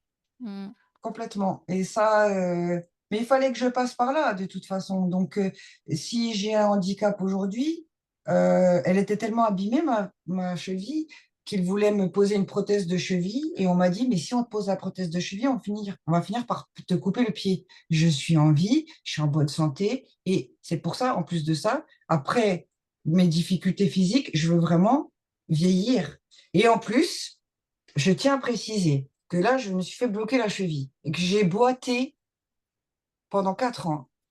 Quand j'en fais trop, je boite encore. Mais un jour, on va sûrement finir de me condamner le pied en mettant 2 vis en dessous du talon. Donc je vais finir avec une canne. Moi, c'est à ça que je pense souvent et ce dont je dis à personne, jamais, jamais, jamais. Moi, je veux profiter au max de mes années où je vais être bien et que je vais pouvoir aller à la salle. Parce qu'écoutez-moi bien, même demain, je n'ai plus de pied, j'irai à la piscine. Je Mmh. veux je veux pas m'encrouter dans mon corps. Voilà. Je veux me respecter et jusqu'à la mort. Je ne me suis pas assez respectée dans ma vie et c'est ce que j'essaye d'enseigner à mes élèves. Respectez-vous. Respectez-vous et soyez fiers de vous et de votre quête. Vraiment. Donc je veux profiter de ces années, je ne sais pas combien de temps ça va durer. Donc, tu sais, j'ai l'impression d'avoir, du rab en ce moment. Je kiffe ma vie et pourtant j'ai un handicap, mais je kiffe trop ma vie. Bah, quand on est heureux, on prolonge sa Ah, vie, je hein. suis, Tu je peux gagnes pas des être plus journées comme ça. épanouie aujourd'hui, oui. Et c'est cette foi, donc cette spiritualité qui te donne cette énergie, enfin, sans forcément parler religion, hein. Tu dis souvent que tu te sens guidé, tu que ton travail, que ton activité, c'est toute ta vie, ça te prend 100 de tes journées, ça te comble, justement, ce que tu disais, au point où tu as besoin de rien d'autre. C'est comme si tu as besoin de rien d'autre. Est-ce que tu peux nous parler, justement, de cette ferveur, de cette union qui va te permettre de te sentir entière et au final, c'est bien plus qu'un métier. Là, on parle même plus du métier de coach, là, ça va au-delà, tu vois? Oui. Par où commencer? Par où commencer? Parce que moi, il a fallu que je passe par le noir pour, me dire: «Mais enfin, tu vois pas qu'il est là et que c'est Dieu qui t'aide et qui te fait passer et traverser, des choses». Après, la vie elle est faite, d'embûches, hein. J'aurais pu, être pire, mais j'ai toujours eu, cet état d'esprit qui me rapprochait de lui tout le temps. Je porte d'ailleurs un bracelet. J'en fais pas du tout la pub, mais Mmh. c'est la vérité. Donc, les gars, moi, perso, ça, c'est un truc à moi. Pareil, je le dis pas. Je pose mon téléphone dessus tous les jours et j'ai un psaume. Tu vois, j'ai la foi. Parfois, je prends trop la confiance et je sollicite plus. Je fais mon psaume, mais après, je fais pas mes prières. Mais c'est ce qui, c'est ce qui fait qu'on est là aujourd'hui, hein. Après, ce sont mes croyances. Il faut vraiment, moi, c'est ce qui me donne l'équilibre au quotidien. Et quand j'ai transpiré gros dans ma vie, j'ai prié. Quand j'ai transpiré gros, j'ai toujours essayé de m'entraîner. Quand j'ai transpiré gros, j'ai toujours essayé de manger. Et ce combo-là, c'est ce qui fait que je suis heureuse aujourd'hui. Et il y a des choses, oui, physiques, il y a des choses matérielles et il y a des choses spirituelles qu'il ne faut pas négliger et qu'il faut travailler. Et on a tous cette quête à faire. Et quand je pense qu'il y a des gens qui naissent, qui vivent toute une vie complète sans se demander ce qui se passe et pourquoi on est là. Un jour, j'ai fait de la poterie, on parlait de spiritualité avec des femmes, et il y a un monsieur qui a dit: «Non, mais moi, je ne veux pas en parler.» Ça l'a fait. Et moi, ça m'a un peu surpris parce que je me suis dit, en fait, le mec, un jour, il va partir. Il se sera même pas. Est-ce qu'il aura été heureux? Est-ce qu'il aura compris pourquoi il a dû faire ce cheminement sur cette planète? Est-ce qu'il aura compris que son âme, elle avait du travail à faire et qu'elle a décidé de venir? Est-ce qu'il a conscience que Dieu existe? Donc, en tout cas, moi, c'est ma philosophie de vie. Et quand des fois je vois les gens dans le noir, quand je vois des gens qui essayent de m'influencer, quand je vois qu'on essaie de me... Ben, moi, j'ai toujours cet équilibre. Je veux rester dans la lumière et je resterai dans la lumière. Je ne veux pas prendre le côté de la méchanceté, du dark ou, vous voyez, du vice. Je ne veux pas. Je sors de là, je m'en vais. Avant, je me disputais. Ouais, t'as fait ça. Pourquoi t'as du vice? Pourquoi tu essayes de me pousser? Pourquoi tu pousses à bout? Pourquoi tu pousses à bout? Avant, j'étais comme ça, hein. Maintenant, j'ai réussi à trouver cette paix grâce à ma spiritualité, en plus de la musculation. Mmh. Et encore une Donc fois, le mot équilibre. ouais, ouais, c'est vrai. Il y a eu aussi, parce que ça me fait penser aux personnes, qui ont des fausses croyances. Mais là, je vais pas parler de fausses croyances par rapport à toute forme de spiritualité, c'est pas ce genre de croyances-là.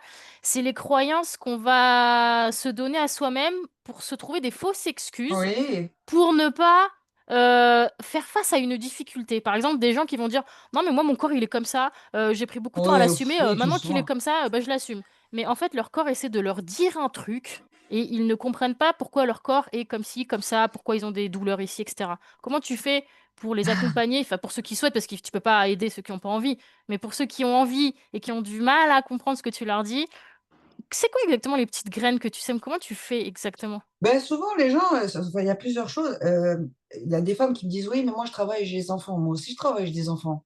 Donc, Mmh. je me lève tôt, je m'organise. Lundi, j'ai 4 fait... heures du matin, c'est fort quand même. Ça, c'est ben fort. oui, mais écoutez, il y a 7 jours dans la semaine. Moi, personnellement, je m'entraîne 5 à 6 fois. Mmh. Je me mets toujours ce crédit de 5. Donc, il y a 7 jours. OK, les filles, tout le monde. Moi, je regarde mon planning sur la semaine. Donc, je visualise et je me dis, bon, écoute, là, tu vas y aller, là, tu vas y aller. D'accord. Euh, Parfois, j'ai envie de rester tranquille le week-end. Donc, je me dis, tranquille. Bon, ben, du coup, il faut que tu fasses l'impasse, Vivi, sur le fait d'y aller lundi matin. Mais tu sais, quand tu sors de la salle de sport et que tu as fait, que tu commences ta journée, tu es en plein kiff, hein. Parce que déjà, tu libères plein d'hormones du bonheur, tu as rééquilibré tes sales humeurs, tu pars sereine. Il y a des gens qui sont du soir, moi je sais que je ne peux pas aller m'entraîner le soir, parce que de toute façon, je boite. Si j'y vais, je ne vais même pas être objectif et j'ai pas envie de me blesser. Il y a aussi, oui, mais moi j'ai des enfants, moi je travaille, les gars, je travaille autant que vous. J'ai la pression de d'être à mon compte dans 2 domaines. Si je ne travaille pas, je ne paye pas mes factures. Si je ne m'entraîne pas, je ne montre pas l'exemple, mais de toute façon, je ne me force pas, mais je me dois de montrer l'exemple aussi.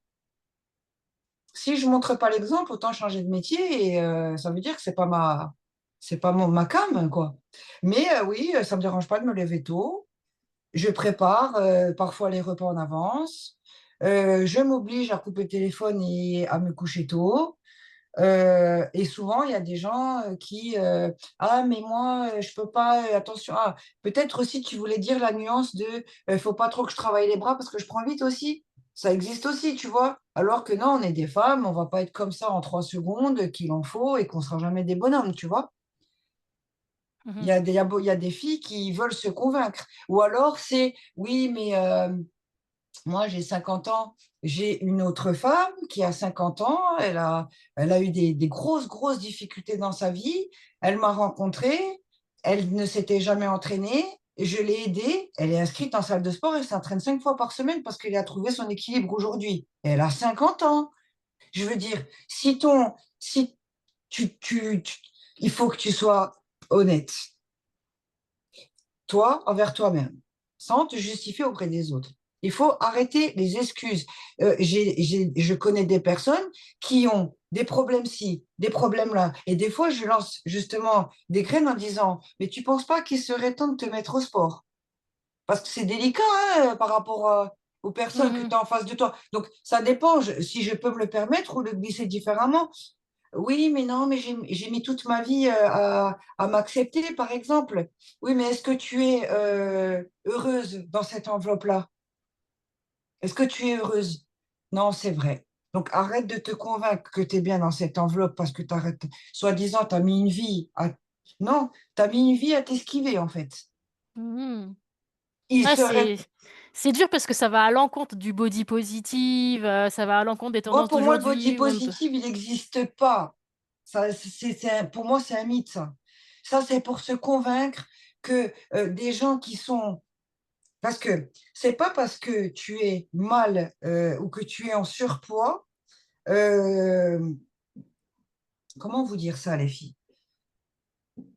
Qu'il faut se dire que tu es bien parce que ça va déclencher des maladies, parce que tu n'arrives pas à te porter, tu n'arrives pas à porter ton enfant. Tu vois, en fait, tout ça, c'est toi le socle de ta famille. En l'occurrence, les femmes, on est souvent, nous, le boss de la famille. On dit que c'est les hommes. Mais c'est à nous de tout porter, hein, les filles. Donc, déjà, il faut se respecter soi-même pour être encore plus productive avec l'ensemble de ton quotidien. Mais il faut aussi qu'on montre l'exemple à nos enfants de manger correctement, prendre soin de soi, tu vois, et ne pas se laisser aller. Il faut avoir un objectif de vie quand même. Même si c'est peu, avoir une activité physique. Moi, j'ai des femmes, elles me disent, non, Virginie, je ne veux pas m'entraîner. Donc, pas pour le moment. Après, la graine, elle germe. Donc, je lui donne un petit défi d'aller marcher, tu vois, et je mmh. pousse un petit peu la chose. Après, je lui lance un petit est-ce que ça te dirait que on se mette en visio et qu'on fasse un petit training qu'on partage ensemble et tu vois, voilà, tu vois, il faut, Mmh. c'est ça. L'appétit vient en mangeant, comme on dit. Mais complètement, complètement, oui, complètement. C'est ma mission.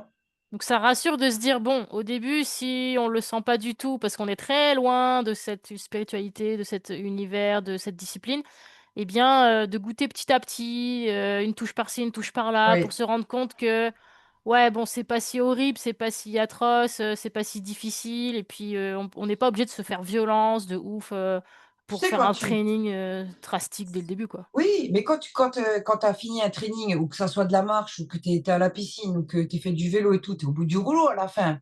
Tu es là, première phase, tu es là, punaise, j'en peux plus, et nanana. Mais quand tu t'es calé le soir, que tu es dans ton lit, tu te dis, tu es satisfaite quand même, tu vois, c'est kiffant. Tu te dis, ouais, je suis sortie un peu de ma zone de confort. Mais ça, c'est pour le sport, c'est pour ton travail dans la vie, quand tu te challenges. Tu vois, se challenger, c'est intéressant parce que et tu te découvres différemment et tu évolues émotionnellement, tu vois, et tu changes physiquement, quoi. Mmh. Est-ce que, parce qu'on a parlé du fait que le sport pouvait agir sur le comportement, sur les dérives, nos petits écarts, émotionnels et cetera. Est-ce que, par exemple, tu as des élèves, des clients qui ont pu réguler, une maladie ou un handicap ou un trouble divers grâce au training, grâce au sport? Alors, grâce au sport et à l'alimentation aussi. L'alimentation? Ouais. J'ai une cliente qui a un diabète. Merci, mon Dieu, merci de sa confiance. Elle ne se pique plus.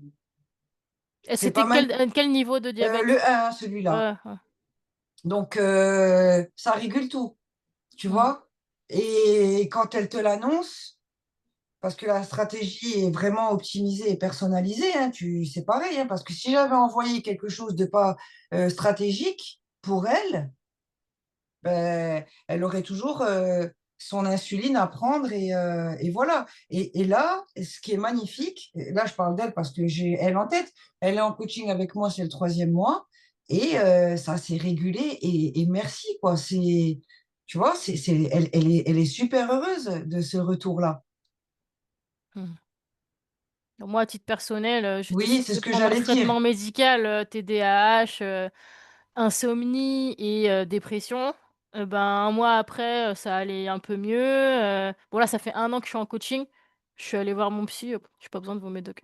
Il m'a regardé, il fait: «Bah, c'est clair». Il était d'accord avec moi, quoi.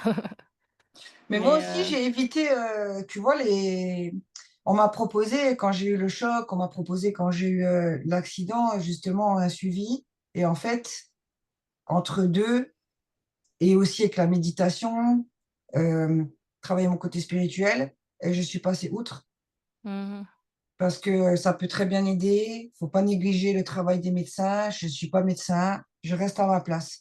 Je parle seulement de mon témoignage et tu parles seulement de ton témoignage, tu vois. Ah oui, oui, je suis pas en train de dire qu'il faut Voilà, tu jamais vois. prendre de médocs, mais c'est juste que Mais moi, j'en ai plus ressenti le besoin. on a évité, Mmh on a évité ça parce qu'on a été, on a voulu fournir les efforts pour passer outre. Mmh. Et par rapport à ton aujourd'hui, par rapport à tout ce que tu sais, tout ce que tu as vécu, tout ce que tu as expérimenté, est-ce qu'il y a des choses qui nécessitent que tu te formes encore, que tu apprennes encore et dans quel domaine? Alors, je fais toujours des masterclass, j'essaye toujours de m'éduquer et de m'élever. Là, je fais une formation pour ma voie spirituelle sur 3 mois. Et je pense que ça va beaucoup m'aider pour m'ouvrir encore et améliorer toutes ces fourchettes que je n'ai pas explorées, même si j'ai, comment dire, cette vision quand même dans l'ensemble. Et en parallèle, je vais aussi faire une formation pour pouvoir créer des événements en présentiel parce que je pense que, enfin, j'ai pas mal d'idées pour faire. J'ai pas mal d'idées et je pense sincèrement parce que j'ai été formée par Bayesian Bodybuilding. C'est une formation de musculation et de macronutrition. Et là, je vais passer l'examen pour être comment dire, pour faire du présentiel, pour créer des événements, m'associer à d'autres et je vous en dirai plus plus tard. Donc beaucoup de projets en vue. Ah Tu oui, ne t'arrêtes oui. jamais, jamais! Oui, Ça il continue faut, il toujours. faut. Ça va 2025, c'est là où j'ose enfin raconter mon histoire, ce que j'ai traversé, parce que c'est pas évident, hein, on croit pas, mais de raconter ma vie comme ça, j'ai souvent pensé que je n'étais pas légitime. Et C'est fini. aujourd'hui, du coup, là, après tout ce que tu as vécu et maintenant là, ici et maintenant, si on devait résumer, enfin si te restait plus qu'une phrase à dire, si, voilà, si on te dit: «Voilà, maintenant tu as plus qu'une phrase à dire», qu'est-ce que tu pourrais nous dire? Mais je sais pas si c'est dans le contexte. Moi, je t'aime Jésus, c'est ce que, voilà. Bah, en vrai, ça résume, Je toute peux, l'énergie que tu nous transmets, je ici. peux, voilà. Ouais. Mais franchement, j'ai pas d'autres phrases dans le cœur à part celle-là. Bah, écoute, merci beaucoup. On termine sur Merci à vous cette d'avoir pris phrase. le temps. Ouais. Je voulais savoir si certaines ou certains d'entre vous ont des questions. La parole vous est ouverte, si, ce live vous a inspiré, s'il y a des choses qui vous ont parlé, des choses qu'on n'a pas dit, des questions, Je des sais pas comment on fait. Ah précisions. oui, qu'on en Ou bas. alors tu as tellement tout dit qu'il y a plus personne qui a rien à dire. Non, mais on a toujours Bah au moins une écoute, question. c'est pas grave, hein, je pense que Ouais, merci. j'aimerais te poser une question. Oui, Vas-y. Euh, euh, Par rapport à des problématiques médicales, comment est-ce que tu composes en fait l'équilibre alimentaire? Comment tu réfléchis à, que ce soit en post-médical ou que ce soit dans un processus médical, comment tu procèdes pour regarder l'équilibre alimentaire et physique du coup? Alors, il a fallu vraiment faire du cas par jour en ce qui concerne les entraînements. Parce que je suis passée de quelqu'un de pas hyper musclé, j'ai aucune prétention, je te donnerai mon Insta, tu verras qu'avant j'avais beau cuisseau, bon je les ai retrouvés, mais il a fallu repartir de zéro parce que j'avais une jambe comme ça et une jambe super musclée. Donc il a fallu réadapter. Et puis les douleurs à la cheville qui résonnent dans tout mon corps tout le temps, j'en ai fait un petit peu et j'ai appris à être indulgente et à me repousser et à me reposer et ainsi de suite, et ainsi de suite. En ce qui concerne l'alimentation, parce que je repense à mon accident, j'ai subi une opération, j'étais comme choquée. Donc pour moi, c'était pas possible. Je ne voyais pas les choses autrement. Et c'est ce qui m'a construit mon mental aussi, d'aller m'entraîner comme ça et de conserver ce mental. Et aujourd'hui encore, c'est encore la muscu qui m'a permis de le conserver. Mais entre deux opérations, c'était compliqué. Donc, vous me voyez avec mon plâtre en train de m'entraîner chez moi, en train de me filmer, de faire ce que je peux un petit peu tous les jours. En fait, quand je parlais de cases tout à l'heure, il fallait que je fasse un petit peu quelque chose. Quand j'étais au bout du rouleau, que je pleurais trop, je m'arrêtais. En ce qui concerne les dépenses énergétiques par rapport à mon alimentation, j'avais quand même une structure que j'ai en moi qui reste là, comme si c'était logique et fluide en fait, parce que ça faisait quelques années que j'avais ça en moi. Donc, si tu veux, quand je m'entraînais moins, je mangeais quand même assez qualitatif. Et j'étais aussi, encore une fois, indulgente avec moi. Je mangeais un petit peu de bêtises parfois, parce que il y a des moments où ça n'allait pas, il y a des moments où tu pleures et que tu as envie de tout foutre en l'air, hein, parce que je suis un être humain. Et puis, en fait, tu limites toujours un peu la casse parce que ton âme, elle résonne toujours et elle te dit non, tu vas finir par te sauver, tu vas y arriver, accroche-toi, en fait. J'ai toujours eu ce rapport à moi. Il y a que, il y a, toi, tu vas te sauver. Moi, je peux vous aider à trouver des clés, à établir une structure. Mais notre seul sauveur, bon, à part Jésus, mais je veux dire ici-bas sur cette terre, physiquement, parce que Jésus, il peut pas aller à la salle à notre place, c'est nous, hein.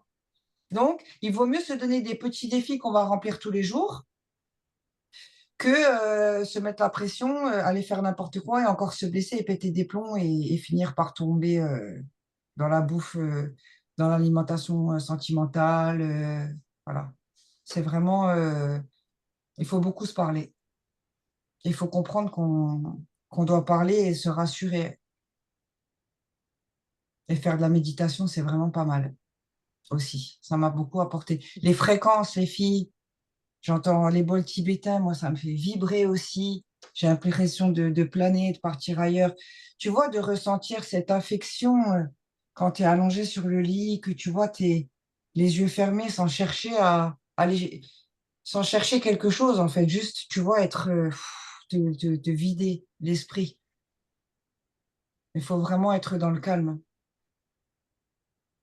Voilà. Merci. Merci. Merci à vous. Merci à Quelqu'un vous. d'autre avait une question? Ouais, moi j'en ai Merci. une, je sais pas si Vas-y. tu abordais tout à l'heure les questions hormonales et par exemple, qu'est-ce que tu conseillerais aux femmes qui ont vraiment des appels de gras et de sucre pendant leurs règles, tu sais? Les personnes qui font gaffe, les femmes qui font gaffe à leur poids, mais pendant leurs règles, le régime c'est pas Alors, possible.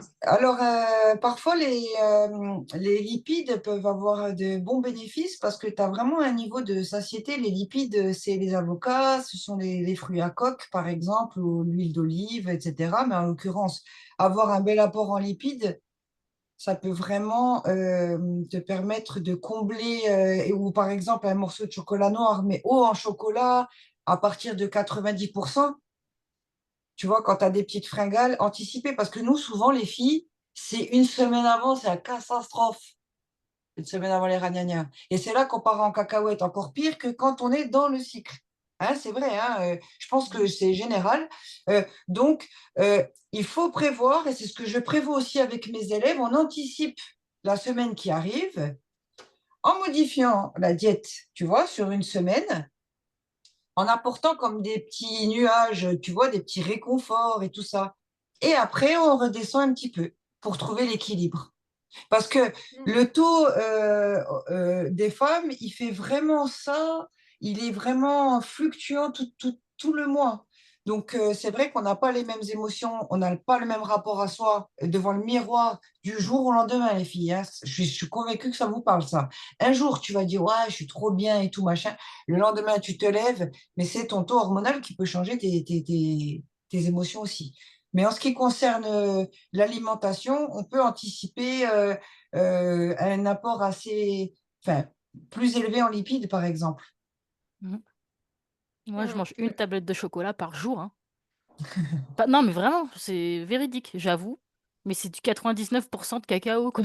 Voilà, il vaut mieux aller chercher des. Ça Ouais, me une calme, hein, tablette, parce que c'est c'est beaucoup bien quand même, amer. hein. Oui, oui, Ouais, ouais, mais ouais, ça ouais. me calme et Et prendre le temps de manger aussi, les filles. mmh, Prendre le temps de manger en conscience.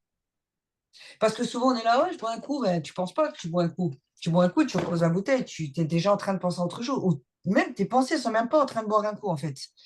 Euh, oui, et quand on est en périménopause, c'est là, carrément la roulette russe, effectivement, effectivement. Et c'est vraiment pas facile. Et il y a des profils de femmes qui disent, j'ai rien senti. Tu vois, il n'y a pas d'égalité pour ça. C'est vraiment la roulette russe. Pour certaines, pour d'autres, elles ont des bouffées de chaleur, mais ça va. Il y a d'autres où elles n'ont pas le sentiment. Après, il faut avoir aussi, j'apprends aussi aux femmes à avoir une belle résonance envers leur fond intérieur, c'est-à-dire avoir une bonne réception de comment réagit leur corps. Parce que moi-même qui est en train de vieillir, vois que mon métabolisme est ralenti, il est très gentil, mais moi, comme je suis ultra réceptive à tout, je capte tout. Il y a des personnes, elles ne captent pas ça. Donc, ça, c'est aussi mon job de coach, tu vois, d'essayer de leur dire, mais écoute-toi, est-ce que tu vois ça? Est-ce que tu ressens ça? Tu vois, la il y a une résonance à soi-même. il y a une question encore de Fanny. Tu arrives à la lire ou pas? Tu as déjà eu des guerrières avec le sport qui s'amélioraient avec le sport? Oui, oui, oui, effectivement. J'en ai déjà eu une il y a quelque temps. Euh, Justement, le fait de mettre en place une activité physique, ça peut te permettre de soulager tout ça, en fait. Parce que souvent, on pense qu'on va souffrir, souvent, on pense que ça va pas le faire, ou qu'on peut pas se permettre une certaine gestuelle ou de mettre en place une routine sportive. De toute façon, euh, les filles, quelles que soient nos difficultés, nos complications ou les maladies, ça ne peut que protéger nos os, nos artères, nos tendons, nos muscles. Vous voyez ce que je veux dire, les filles? Avoir une activité physique, ça ne peut que réguler et que faire du bien à votre corps et à votre âme. Si demain, vous ne voulez pas faire de musculation, parce que bien sûr que je suis là pour parler de mon travail, mais les filles, que ce soit de la marche, que ce soit de la musculation, que ce soit de la piscine, les filles, faites quelque chose, vous allez voir que quels que soient vos mots, MAUX, vous allez vraiment pouvoir vous libérer de vos traumas, de vos difficultés au quotidien. Mmh. Voilà les filles. Bah, merci beaucoup pour tous ces conseils. Ah, mais merci à vous. Merci à vous de m'écouter. C'est super, pas gênant, mais ça me fait drôle. C'est que le C'est troisième live. Ah ouais? De toute C'est façon, les filles, moi, là, septembre, j'avais dit, on devait prendre en charge mes réseaux. On n'a pas tenu parole. Je suis quelqu'un qui est comme ça. J'ai dit, moi, écoute, si on m'a fait défaut, c'est qu'il faut que je le fasse moi-même. À moi de parler face caméra, à moi de montrer qui je suis, parce que j'avais honte de montrer mes difficultés. Il y a des gens quand ils sont malades, ils se snap et putain, je suis pas bien et tout. Moi, j'avais honte, les filles. Imaginez par quoi je suis passée. Mais honte de quoi en plus? Mais en fait, tu sais, j'avais pas envie de faire la meuf, la follower, tu vois, mais aujourd'hui, j'ai décidé que mon témoignage, il pouvait vraiment aider les autres. Parce que je pouvais abandonner plus d'une fois, quoi. Mmh. Je- Là, les filles, l'incendie, ok, il m'a fait permettre de traverser tout ça. Mais quand tu subis 5 opérations du pied, déjà, on ne touche pas une cheville cinq fois. C'est tellement complexe, ces extrémités. J'aurais pu abandonner, lâcher l'affaire, hein. Et en fait, le fait d'avoir continué la musculation et de rien lâcher, ça me permet de pouvoir m'exprimer et de pouvoir accompagner les filles aujourd'hui à travers mon témoignage encore plus, alors qu'avant, je faisais juste des compétitions suite à un incendie. Donc là, j'ai encore une autre vision des choses. Quand les gens ils me disent, ouais, mais je suis fatiguée, si je suis là, moi aussi, je suis fatiguée. Et quand je suis fatiguée, je m'arrête. Il y a des moments où il faut se pousser parce qu'on a la flemme. Il y a des moments où il faut stopper parce qu'on va faire n'importe quoi. Tu vois, moi, quand j'ai quelqu'un en suivi, je vais leur dire, je le ressens parce que moi, tu me donnes pas de contact pendant 2 jours, je viens à toi, hein. Tu sais comment je fonctionne, Diane, c'est la vérité. Je confirme, des fois, je donne pas de Voilà, nouvelles parce que tout va bien. J'ai pris l'habitude de jamais donner de nouvelles si tout va bien, je suis autonome, mais elle, m'envoie un Je message, confirme aussi, ouais. pour vérifier. Pareil. toujours. Mais moi, les filles, je suis comme ça. Je veux pas me faire paraître. Je suis comme ça. Donc, par contre, quand je sens que mon élève est au bout du rouleau, quand bien même on a une visio, quand même, moi, je lui dis, bon, écoute, on s'en fout, on reprogramme le rendez-vous, va te coucher, repose-toi pendant cette heure-là parce qu'après, doit récupérer les gosses ou peu importe. On est des êtres humains. Je me mets à votre place et je fais les choses pour vous comme si je les ferais pour moi. Voilà. Euh, c'est la même image, en fait. Mmh. Là, c'est au-delà de la conscience professionnelle, là, on voit vraiment que tu prends soin de nous. Tu vois, Ben, je on se sent veux. aimé, mais vraiment, tu vois? Merci, merci. Merci parce que c'est même pas que je veux l'entendre, c'est que juste vous le ressentiez en fait. Ah bah, ça marche. Merci Mais moi, beaucoup. ça me fait bizarre parce que je pensais pas qu'on pouvait avoir une relation comme ça, avec quelqu'un, qu'au début, tu as l'impression que c'est juste du professionnalisme, mais tu t'aperçois que c'est un cliché. Ça va bien au-delà de ça. On voit que tu fais ça parce que tu aimes ton travail et on dirait que c'est même pas un travail pour toi, c'est comme une vocation. C'est-à-dire que même si c'était juste du loisir, tu le ferais professionnellement. Tu vois ce que je veux dire? Oui, oui, Ouais. oui, c'est clair. Et c'est pour ça que tu vois, je suis quand même obligée de couper le soir pour être productive, pour être dans l'harmonie. Tu comprends ce que je veux dire? C'est pas parce que j'ai plus envie de vous parler, hein. C'est parce que en ayant une structure bien établie, je suis heureuse, j'essaie de vous rendre heureuse et on pousse nos limites tout ensemble en fait. Mmh. Bah, merci beaucoup pour Merci toute à ta toi, vraiment. générosité. Merci beaucoup. Merci les filles, merci les Il y a un garçons. témoignage de Laurent qui dit: «Moi, qui t'ai connu dans l'enfance, je peux témoigner de ton évolution et ta réussite. Tu es magnifique, tu peux être fier de ce que tu es devenu et que tu peux être fier de ce que tu es devenu et un coaching s'impose». Merci beaucoup. Oui, c'est clair que tu as connu mon background. J'adore ce mot, tu sais, j'adore. Mais voilà, on fait de notre vie, j'ai pas les mots parce que ça m'émeut et on a tous un background et enfin, c'est à nous de voir ce qu'on va en faire après. Soit on prend le pic du mal et on reste dans le mal et on se martyrise, on s'autoflagelle, soit on serre les dents pendant un bon moment, on s'accroche même si on pleure et on se réaccroche et on se réaccroche et ça finit toujours par payer. Et un jour, qu'est-ce que je t'ai dit au début tout à l'heure, Diane? Je t'ai dit, je réalise la vie que j'ai traversée en fait. Mmh. Beaucoup ces derniers temps. Je réalise en fait ce que j'ai traversé depuis jeune. Mmh. On a le réflexe de toujours regarder vers l'avant, vers le Et futur et en oui, fait, pas voilà, c'est beaucoup de gens se tournent vers le passé en étant gratitude et de leur même de les sensations d'échec, mais en vrai, c'est des apprentissages, tu vois? ouais, ouais. Et à chaque fois que j'ai eu des sueurs froides, je me disais toujours: «Regarde devant, regarde devant, regarde devant». Mais en fin de compte, de regarder une fois derrière comme ça et de me dire: «Waouh, Mmh. ah ouais, franchement, heureusement que je me suis accrochée parce que j'aurais pu partir en cacahuète». Ouais. Hein, le mot cacahuète, ma team, vous connaissez, hein, je le dis souvent. Mais oui. Mmh. Donc là, tu es l'alpiniste qui regarde enfin le précipice que tu as traversé et que tu es en haut de la montagne là. Ouais, c'est clair et puis je vais sûrement avoir d'autres épreuves, hein. Mmh. Et on verra de quoi le mental est capable encore, tu vois. Mmh. Le mental et la foi, du coup. Et la foi est inébranlable. Ouais. Bah, Merci encore à écoutez, vous, en tout cas. si vous avez des autres questions, c'est maintenant ou jamais, hein. Et sinon on va vous libérer. Merci d'avoir pris le temps. Merci à vous tous. Bah, merci à toi de t'être livré comme ça, c'est vrai que Ah ouais, c'est pas évident, hein, là, comme exercice, mais pas du tout, pas du tout. ouais. Et puis j'étais La, beaucoup dans la le question, martyrisme tout seul. Je disais: «Ah, tu vu ma cheville? T'as vu ma cheville?» parce que je souffrais, je pétais des plombs. Et heureusement que voilà, ça aussi c'est passé. On passe tous des paliers, hein, de toute façon, hein. Il y a quelqu'un qui a essayé de dire quelque chose peut-être? Alors, oui, je disais, Charlotte, comment tu est-ce qu'on peut pourras. te contacter? Ah, Alors, comment on te contacte? Oui. est-ce que je donne mon numéro ou qu'est-ce que je dois faire? Alors, toutes les personnes qui se sont inscrites, j'ai envoyé un mail avec, ton Facebook, ton Instagram et ton email.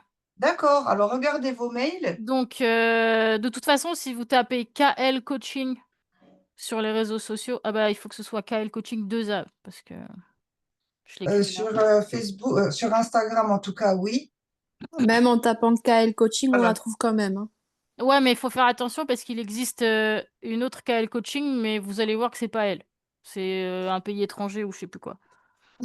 Mais, vous allez vous la trouver facilement sur ces réseaux. Et après, je vous transmettrai mon numéro. Et puis, si vraiment il y a un doute, De toute façon, nous, on a la liste de tous les inscrits oui, qui sont venus ce soir, mais si ça se trouve, il y a des gens qui sont connectés sans s'être inscrits. Mais, si vous tapez KL Coaching 2A sur Facebook, sur Instagram, vous allez la trouver direct. Et si jamais vous la trouvez pas, Dieu vous l'amènera. c'est le message de la fin. Voilà, voilà. En Je tout cas, vais, merci, hein. couper. Bah, je vais couper l'enregistrement, je sais plus comment qu'on fait. Enregistrement, suspendre, arrêter.